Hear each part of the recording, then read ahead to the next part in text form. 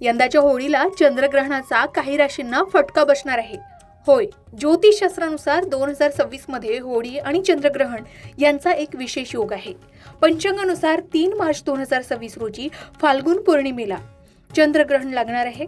भारतीय वेळेनुसार दुपारी 3:20 पासून ते संध्याकाळी 6:47 पर्यंत काही वेळ पूर्ण ग्रहण असणार आहे. हे ग्रहण सिंह राशीत आणि पूर्व फाल्गुनी नक्षत्रात लागत आहे. त्यामुळे ज्योतिषीय दृष्टिकोनातून हे अशुभ मानले जात आहे. होलिका दहन सामान्यतः 2 मार्च किंवा 3 मार्चला होणार आहे, पण ग्रहण आणि सूतक काळामुळे जो सुमारे 9 तास आधी सुरू होतो. रंगपंचमी किंवा धुलीवंदन 4 मार्च 2026 ला साजरी करावी किंवा होईल असं सांगितलं जात आहे. ग्रहणामुळे धार्मिक नियम पाळावे लागतील आणि ज्योतिषशास्त्रानुसार काही राशींना या काळात विशेष सावधगिरी बाळगावी लागणार आहे. ज्योतिषीय मान्यतेनुसार ग्रहणाचा फटका विशेषतः काही राशींना बसतो. इथे काही राशी आहेत ज्या सर्वाधिक प्रभावित होऊ शकतात आणि त्यांना अडचणी येऊ शकतात. त्यांनी कोणती काळजी घ्यावी आणि त्या राशी कोणत्या आहेत बघूयात. पहिली कर्क रास. कर्क राशीवर चंद्राचं राज्य आहे, त्यामुळे या राशीखाली जन्मलेल्यांना चंद्रग्रहणाचा परिणाम अधिक जाणवू शकतो. यावेळी ग्रहण धनाच्या घरात होत आहे, त्यामुळे आर्थिक बाबींमध्ये सावधगिरी बाळगणं अत्यंत महत्त्वाचं आहे. याची काळजी घेण्याचा सल्ला दिला जातोय. तसेच अनावश्यक खर्च किंवा चुकीच्या गुंतवणुकीमुळे नुकसान होऊ शकतं, याकडेही लक्ष द्यावं. आर्थिक व्यवहार विचारपूर्वक करावे आणि कोणतेही मोठे निर्णय घेण्यास घाई करू नये. कर्क राशीच्या लोकांनी बोलण्यावर नियंत्रण ठेवावं, कारण छोट्या छोट्या गोष्टींमुळेही वाद निर्माण होऊ शकतात. या काळात आरोग्यात चढ उतार देखील शक्य आहेत, त्यामुळे स्वतःची काळजी घ्यावी. मानसिक शांती राखण्यासाठी मंत्रांचा जप करावा, हे फायदेशीर मानले जाते.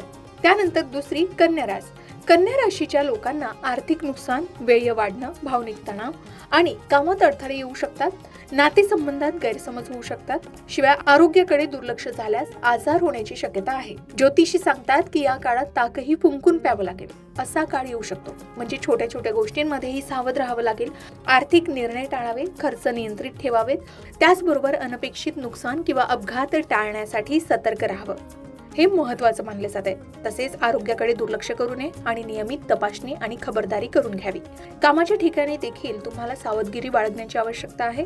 ऑफिसच्या राजकारणापासून दूर राहून या काळात भगवान शिवाची पूजा आणि ध्यान केल्यानं मानसिक संतुलन राखण्यास मदत होईल असं सांगितलं जात आहे.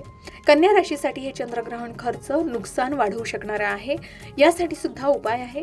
ग्रहणानंतर चंद्रदेवाला दूध अर्पण करावं किंवा शिवलिंगावर जलाभिषेक करावा. त्यानंतर मकर रास. मकर राशीवर ग्रहणाचा मोठा परिणाम होऊ शकतो. काही स्रोतांनुसार या राशीला अत्यंत पीडा किंवा गंभीर अडचणी येऊ शकतात. विशेषतः आरोग्य आणि आर्थिक बाजू कमकुवत राहू शकते. मकर राशीवर ग्रहणाचा मोठा परिणाम होऊ शकतो. अपघाताची भीती, अनावश्यक खर्च, करिअरमध्ये अचानक बदल किंवा अडथळे येऊ शकतात. कुटुंबात तणाव, मानसिक चिंता वाढू शकते. यावर उपाय म्हणजे ग्रहण काळात घरात राहावं, काळे तीळ दान करावे, शनिदेवाची पूजा करावी. त्यानंतर मीन रास. मीन राशीच्या लोकांसाठी हे ग्रहण 6व्या घरात होत आहे, जे शत्रू, रोग आणि संघर्षाशी संबंधित आहे. त्यामुळे या काळात विरोधक सक्रिय होऊ शकतात आणि तुमच्या कामात अडथळा आणण्याचा प्रयत्न करू शकतात. प्रत्येक निर्णय काळजीपूर्वक घ्यावा आणि कोणावरही आंधळेपणानं विश्वास ठेवू नका. मीन राशीच्या लोकांना कामात विलंब, प्रयत्न फेल जाणं, भावनिक अस्थिरता आणि आर्थिक अडचणी येऊ शकतात. नातेसंबंधात भांडणं, आरोग्य समस्या उद्भवू शकतात. ग्रहणामुळे मानसिक शांती भंग होऊ शकते. निर्णय घेण्यास चूक होऊ शकतात. ज्योतिषशास्त्रानुसार या राशीला कार्यांमध्ये विलंब आणि तणावाचा सामना करावा लागेल. त्यामुळे आर्थिक बाबींमध्येही सावधगिरी बाळगणं आवश्यक आहे, कारण फसवणूक होण्याचा धोका असतो.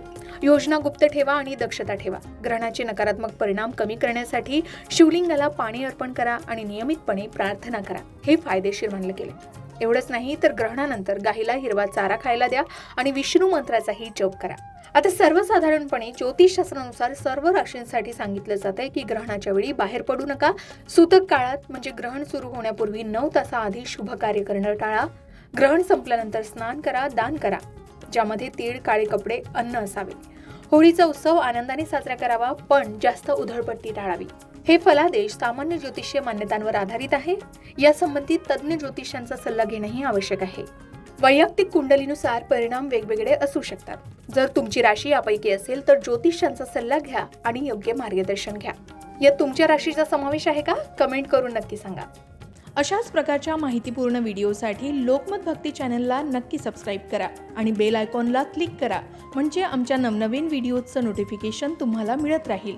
तसेच योग्य आध्यात्मिक मार्गदर्शनासाठी लोकमत भक्तीच्या फेसबुक पेज आणि इन्स्टा पेजला लाईक आणि फॉलो करायला विसरू नका।